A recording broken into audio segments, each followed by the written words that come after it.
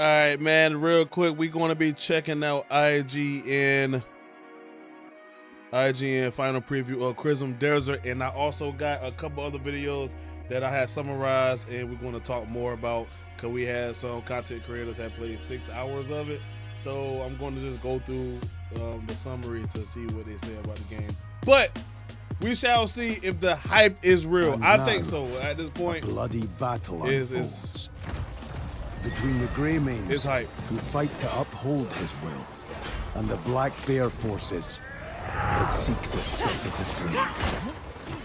Every once in a while, a particularly ambitious game comes along and immediately hooks the audience. In Crimson Desert's case, showing a grand-scale world that recalls elements of Breath of the Wild and The Witcher 3 quickly garnered a mystique for its ridiculously over-the-top ambitions for a new open-world action game. However, since its reveal back in 2019, it has taken a long time to get a clearer picture of how the ambitions driving Crimson Desert have taken shape. And now, that's one of the big things too. Like the first time we seen Crimson Desert was 2019. 2019, they was already talking about, this game, this is a fake game. It's too good to be true, and everybody still typically feel the same way as right now. But it's soon enough we're going to get the real.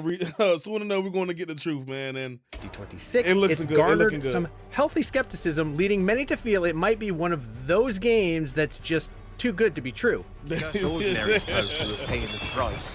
Thankfully, with the now firm March 19th release date fast approaching, we have some extended hands-on time with developer Pearl Abyss's large-scale single-player action game. After diving into the opening hours of this grand-scale sword and sorcery adventure, we got to see just how detailed and vast the world of Crimson Desert is in real time, and what sorts of oddball quests and brutal combat encounters are to come in protagonist Cliff's adventures across Pywell.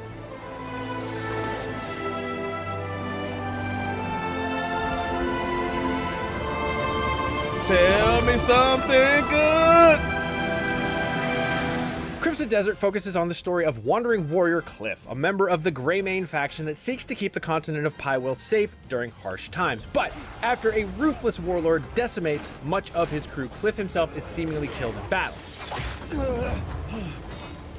But he's soon resurrected by mysterious new allies that come from the Sky Realm known as the Abyss. Now tasked with rebuilding the Greymanes, he'll recruit new and returning members to his cause, push the limits of his newfound powers, and directly confront a civil war and a malevolent force that's threatening the balance of the world. And I'm not sure I'd be much help on my own. Originally planned as a direct prequel to the MMORPG Black Desert Online, Crimson Desert is now a standalone adventure set in the same universe. Even without knowing the lore of Black Desert Online, Crimson Desert keeps connections light aside from the similar high fantasy setting and, occasional references. It totally throws itself into the style of a Western high fantasy epic, but with the added energy of an Eastern style action game in the vein of Final Fantasy. The opening chapters of Crimson Desert do well to introduce Cliff as a rugged and stoic hero who can easily cut down enemies in his path, but is also willing to lend a helping hand to the citizens across the land. But they got what was coming to them. All thanks to you. Though much of the footage we've seen showcased the grand spectacle and ludicrous action in Crimson Desert, our hands-on time largely focused on the more laid-back tutorial set in the Hernand region of Pywell. We had played Crimson Desert 3 times before this extended hands-on, all of which focused on isolated boss battles and spectacle combat. But with this tutorial setting the tone for the pacing and storytelling, we've now got a much better idea of the larger structure of this open-world adventure. While Crimson Desert has gotten a ton of comparisons to The Legend of Zelda, The Witcher, and even Dragon's Dogma, one game that really came to mind during our hands-on was Red Dead Redemption 2. Despite what we've seen before about how fast you navigate the massive world, at ground level, there is a surprising focus on navigating its densely populated areas with care and attention. We spent a lot of time just wandering the back alleys, interacting with people going about their day, finding new shops and cooking recipes, and even uncovering optional activities that do a good job of making the world feel bustling and lived in. What a woeful fate. Some of our favorite moments from the opening hours came from seeing what sorts of side quests the townsfolk would pull us into. In one instance, we encountered a man who fell from his roof and needed help with cleaning his chimney. And that is exactly what we ended up doing for this side quest. We climbed up on the roof, positioned ourselves on the top of the chimney, and used our newly acquired broom to clear out the gunk to help the husband get some relief. Oh, my back. You've done me a huge favor there. Would you come off it, woman? Look at him. Despite the tone and action being serious, we're pleased to see how much humor and quirkiness were packed into Crimson Desert's opening hours. There are plenty of enemy bases to topple, but we also spent some time playing some back alley games of rock, paper, scissors with the local ruffians. Let's play rock, paper, scissors. Okay. No crying if you lose. There's even a quest that had us rescue an abducted sheep to cheer up an upset child, and seeing the very serious Cliff engage in such activities was much more amusing than we expected. Now, is this the friend you were looking for? Woolly? That's not Woolly. Woolly's got a fluffier tail. Cliff begins his journey with a fairly modest skill set and knowledge of the world, and as in traditional open world action games, the larger pull of Crimson Desert will be to expand his abilities and insight.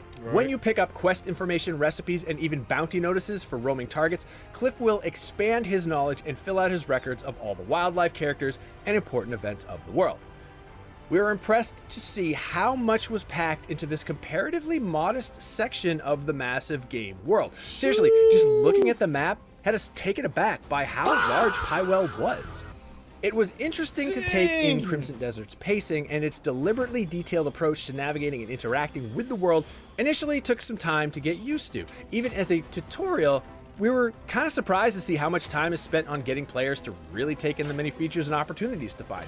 Granted, it is very much in the vein of Red Dead Redemption 2's movement and interaction, but admittedly we felt overwhelmed by just how much you could interact with. You can actually go up to nearly all citizens to greet them, or even rob them, provided you have a mask to disguise yourself, of course. I pray the day greets you well. Despite the range of activities, Crimson Desert is also a combat-heavy game, and even with Cliff's limited skills, the battles you can get into are quite brutal to see unfold. Initially, we started brawling with bandits and goblins around the city. Still, eventually, things took a turn when rival knights and other faction leaders started looking to get a piece of Cliff. The mini-boss battle against Matthias was a particularly thrilling fight, and even as one of the early encounters, it did a good job of showing how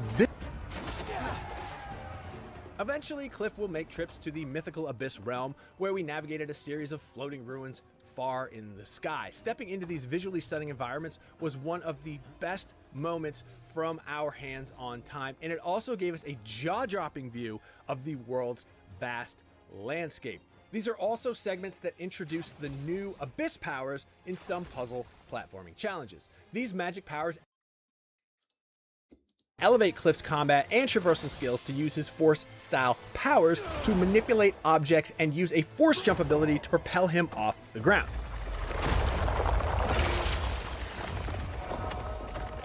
Eventually, we were granted the ability to glide and took it out for a spin by skydiving back towards the ground. It is a fun ability to use, but it definitely takes a ton of stamina to get the most out of it. The power to soar through the open skies is yours to command.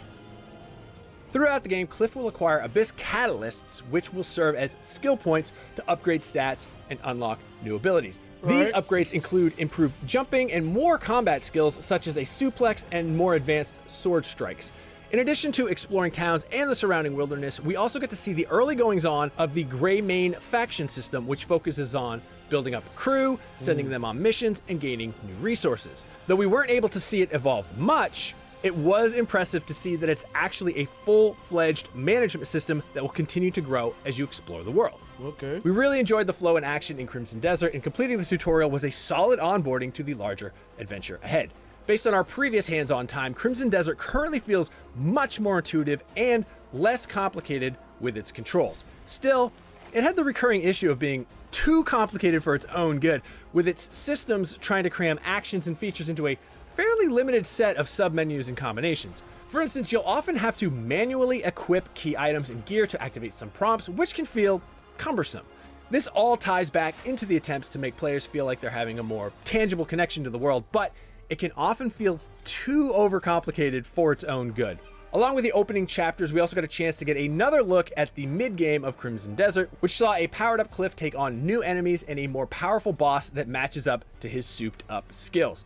Moreover, Crimson Desert also includes new party members that can be swapped in if you want to try a different combat style. While Cliff is still the central protagonist, playing as the tanky berserker Unka or the nimble and fierce Damien offers up some fun alternatives to Cliff's playstyle.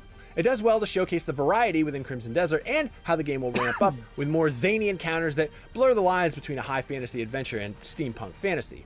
Even with the lengthy hands-on time, we were still only scratching the surface of the larger adventures to be had in Crimson Desert. There have been many games in the past that try to go for large, open-world settings, but don't often really justify the need to go big and bold. But we were honestly quite impressed to see that Crimson Desert is not only presenting a case for its take on an open-world action-adventure game, it is also having fun with the concept by pushing its attention to detail and just how much there is to unpack within the sprawling world. So far, Crimson Desert is showing a lot of promise. It's certainly been on minds for several years now, which has invited a host of comparisons with other large-scale games. But our extended hands-on time has made us feel optimistic and intrigued by the game's maximalist action style. And that's gotten us plenty interested in seeing if the full game can deliver on reaching the same highs as other genre greats. Okay.